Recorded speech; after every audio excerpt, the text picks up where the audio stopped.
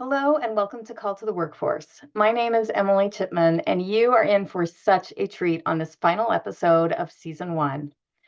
On the night before we launched the podcast, we invited the guests who had participated, their friends, their family, to come and get a preview of the show.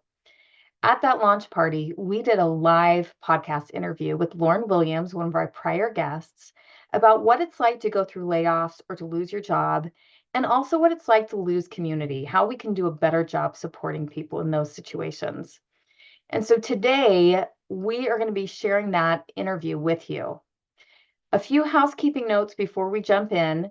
As a reminder, we are so excited that there's going to be a season 2. It will launch at the end of 2024.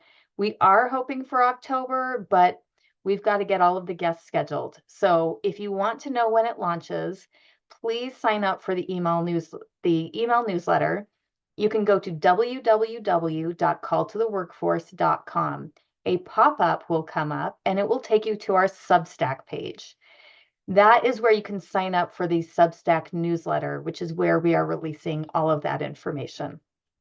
Second, as a reminder, we have added some additional resources to help you, which include how to negotiate for a new role or a pay increase.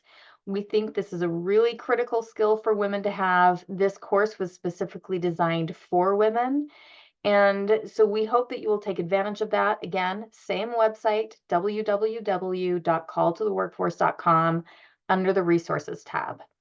Third, we are so excited about the worksheets that we're going to be launching, as well as the course that will drip into your emails once a week.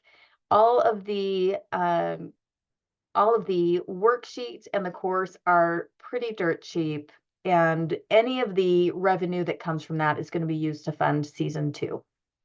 So with that, please make sure that you are signing up for the email newsletter and going to www.calltotheworkforce.com. That is where you can find the resources. It's where you can sign up for the notifications. And we hope that these resources will be really helpful for you. With that, we are going to move into the live podcast, and we hope you get as much out of this episode as we did. Hello and welcome to Call to the Workforce. I'm your host, Emily Chipman, and today we have a return guest, which I am very excited about, and we're going to be talking about what it is like to lose your job and the need for community. So Lauren, who has been on the show before, so I'm going to do a brief intro. Lauren went to Georgetown University.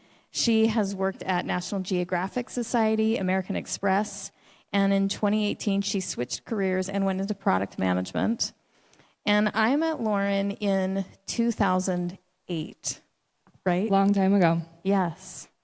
We were really young. We looked the exact same.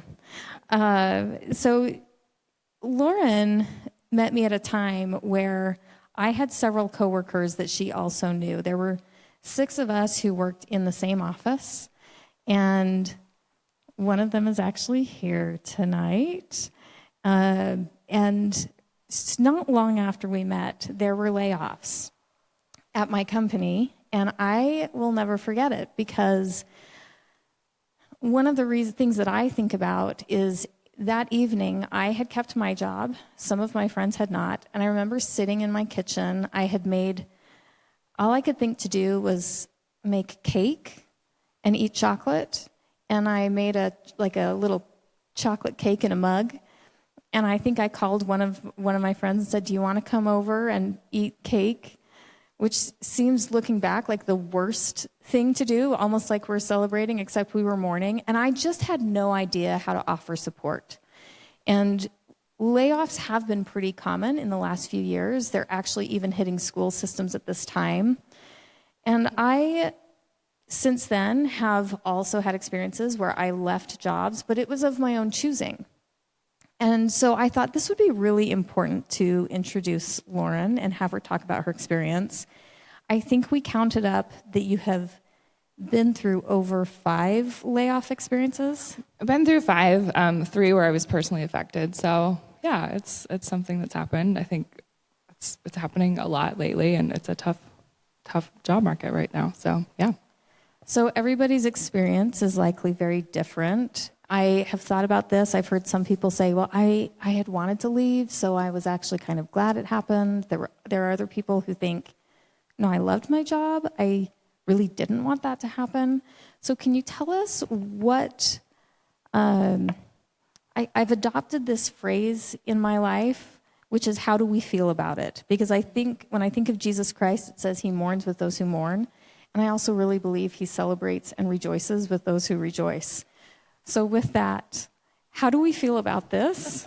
And what were your experiences like? I mean, yeah, I think I had 3 pretty different experiences across the board. It's been scary every single time, so I don't want to discount that. But I will say I have ended up in a better place every time, and I hope that for everyone. I hope anytime anybody gets laid off these days, I know it's especially difficult in today's market, but I always say, I have come through it, and I've ended up in a better place, and I really hope that you can too. And it's a chance to pivot. So the first time I got laid off, I knew it was happening. I knew for about a year my company had sold my division. It worked out really well. I had started a graduate program. I knew I wanted to pivot careers. So it just kind of ended up like I was there for a year. I knew I finished graduate school. I pivoted into this new career. It was great. I said goodbye to people, but we had a long time to, Moore and his coworkers, like, oh, things are changing, but we had all had a chance to kind of say goodbye and move on together. And so I wouldn't say it was like a nice experience, but it was one of the better ones for sure. The second time was at the beginning of the pandemic. I had just started a career that I really loved. It was a surprise. It was crappy, and it was very scary.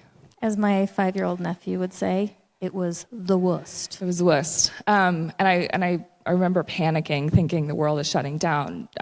People are losing jobs everywhere. I don't even know what I can do. Do I need to blanket the world with applications? But I didn't. I was able to breathe. I prayed a lot. I took a step back and say, I don't want to do every single job that's out there. Why would I apply for every single job? I really was able to take some time, focus my search, and be very deliberate about what it was that I wanted. And then I think that helped people help me as well. It was very easy to get in this like panic spiral of like, oh my goodness, like I just need to apply for everything. But I was able to breathe, take a step back, ended up in a better place. It was great. And then the third one, was kind of a surprise, but I wasn't really happy. And so it was kind of this nudge to like get out the door and move on. So 3 pretty different experiences across the board, but. So as you think about people who are experiencing job loss, either because they've left or they were helped to leave, if I can use that gentle term in air quotes, what principles would you share with others who are going through this experience or making a job transition through that process? Mm-hmm. I think a couple of things I mentioned. It's very hard not to panic. And your identity can be so tied up into your career, what you spend most of your day doing. It's really difficult. It's, I remember every time being like, what am I even doing? Who do I matter to now? I don't have this thing that I go do anymore, and I don't even know what to do. But I think, taking a step back, taking a moment to breathe, remembering who you are. Like you even said, we all have worth, we all have value, we have divine worth that we know. Our jobs are not, we were not sent to earth to do jobs. I wish that was not, most of us have to do jobs, but that's not why we're here. So there are other ways to find purpose in your life that are not tied into jobs. And I think I had a lot of free time at that point, finding creative ways to, like Deb, you talked about in your podcast, do good in the world. Can I take this moment and pause and do good in the world while I'm still looking for jobs? Praying a lot's usually helpful too, but I think those are a couple of things. So going back to when I first met you, I know I was really sorely unprepared to offer support. And I will admit, I felt really guilty. Like I had kept my job and I felt really guilty, and I didn't feel like I did a very good job. I actually just said this to my friend 1 or 2 weeks ago, I was like, I feel like I did a terrible job supporting you. I mean, she was so gracious. She was like, we were in our 20s. But what does good support look like? You've been through this experience, so what does good support look like when someone's been through this experience? Yeah, I definitely, I feel like I have regrets. Sorry, Clarissa, who got laid off at a job and I kept my job and I didn't know what to say to her. I was probably in my mid-20s, early in my career. I didn't feel like I had a network to offer. I didn't feel like I had any advice to offer. She was on my team. She got let go. We were a team of 3, so to lose one was kind of a big deal. I didn't know what to say. I didn't say anything, and I'm still really sad about that. I didn't even just acknowledge her as like another human being who had been part of my life. And I wouldn't say that we were necessarily close friends, but I should have said something. And I'm kicking myself even. This was 15 years ago, and I still think about this. So I think for me, one of the ways that I offer support is to say something at some point. It doesn't have to be perfect. Let that person know that you're thinking about them. I feel like people often post on LinkedIn, oh, hey, I lost my job today, and they're inundated with like, oh my gosh, I'm so sorry, comments, comments, comments. I usually wait a couple weeks and say, things have quieted down. Have you had a chance to like breathe and think about what your next steps might be? If you aren't ready yet, that's fine, but I'm here for you when you're ready. If you want me to look over your resume, if you want me to do practice interviews with you, or if you want me to introduce you to someone that I know, if you see something that's interesting, and I know someone in that field or whatever, like letting people know that they can ask you for help. It's hard to ask for help. I'm not very good at it. I always think, oh, I can just figure it out on my own. I know how to do a resume. I know how to do interviews. It's hard to ask for help. So letting people know that you're available for help in very specific ways, I think is a really great way to offer support. And just checking in with people. I mean, sometimes people go weeks and months these days. Like, offer to hang out with them, offer to, spend time with them during their free time and talk about anything but work. If they don't want to talk about it, don't talk about it, Yeah. Something I learned, so when I prepare for podcasts, I pull up everybody's LinkedIn profiles and kind of filter through them. And so you can see people's activity. And one of the things that I learned about Lauren when I pulled hers up is that almost every single post that she has made has been about championing other people. So it was really amazing. I mean, you were like, hey, someone would make a post about a job being opened, and she tags people in it. She is consistently on the lookout of caring for other people and being aware of other people. So maybe you would do different for Clarissa today. So we always like to talk about faith at some point on the podcast. And to set this up, I will say my family and I have a phrase that we like to use called a qualifying experience. So when we turned 25, we would get kicked off of our parents' health care. And they would get something like a postcard in the mail that would say something like, your daughter's had and I'm saying this in air quotes, a qualifying experience, meaning she's turned 25. She's no longer insurable with you. And I've thought about this, that there are these times that we have qualifying experiences. And one of the things that I have thought about with job loss is the loss of community. And I was listening to a podcast the other day from Lisa Valentine Clark. She does the Lisa Show. Her husband had ALS, and when he died, she realized, oh my gosh, a lot of my friends were friends of my husband. We also see times that we, in our faith, we have different congregations, some which are for single people, and then all of a sudden you have a qualifying experience because it's for an age group, and sometimes you move or there's a divorce or something happens. And I've been thinking about this relative to job loss, that we have these experiences, when you have the layoff, all of a sudden your community is gone. And then also within our social settings, these things can be gone. And I was thinking about a time that I moved, so I had to go to a new ward or congregation. And I remember going into the congregation and sitting there, and we sat through sacrament, and I felt so alone. I was sitting in the back pew, and snugged as far to the right as I could. And so we were sitting there, and after the sacrament, my head had been down, my arms had been folded, and I looked up, and my 16-year-old neighbor had come in and sat down next to me. And she turned to me and she said, "Emily, you should never sit alone." And her family came to me afterwards and said, "Please always come sit in our pew with us. You really, church is not a place where you sit alone." And I felt so welcomed and so seen. I'm curious for you, Lauren, have you had experiences either in a faith setting or with some of these other things where you think, this would be really helpful for people as they lose community? I think one of the scary things with layoffs is, it can be so sudden. Usually, companies kind of do it terribly. Sometimes you just get an email or a Slack message, and then your access is cut off within 15 minutes, and that's it. So unless you were particularly close with someone, these relationships that you had and these people you spent your days with, they can be gone in an instant.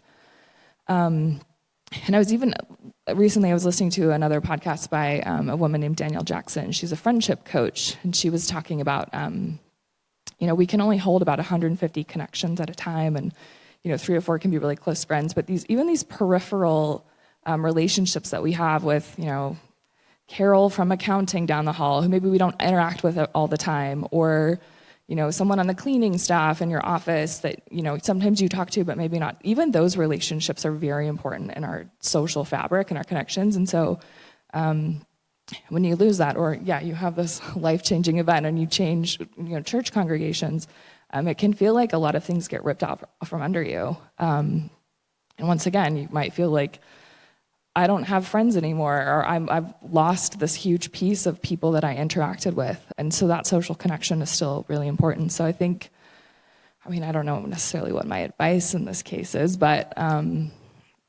social connections really matter. So I think maybe if you're on the other side of that, keep reaching out, keep connected with people. Even those people who maybe don't seem that important, they matter, and you're part of their social fabric, even if you weren't that close. So I'm reminded as you say this that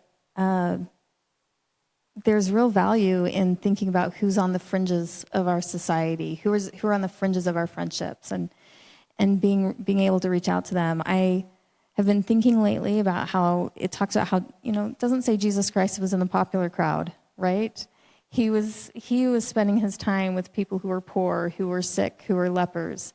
And I think this conversation, as I've thought about this the last few weeks, I've thought, am I aware of the people who may feel like they are on the fringes? And are there things I could do to reach out and extend some friendship or some kindness? Well, we always end the podcast with a little mic drop, a message of encouragement or hope. What message of encouragement or hope would you want to leave to someone or anyone who's listening to this today? That's hard. I would say layoffs can be terribly, terribly scary, but you can come out on the other side in a better situation. Don't panic. Take a second, breathe, and sometimes it's a really great chance for redirection, and you don't know what's out there, and that can really open up new doors. So be brave, be courageous, don't panic. It's gonna be okay. Well, thank you all for listening. This is a wrap for season 1, and I just want to thank you all again for everybody who has listened and provided support and encouragement. We are excited to come back for season 2, and please remember to go to www.calltotheworkforce.com, where you can get our newsletter and also the free resources. Even though we're not going to be showing up in your inbox once a week for the next little bit, we hope that these resources will make a big difference for you, and that you will continue to have professional, career, leadership, and personal growth over the next few months. We'll see you soon. Have a great day.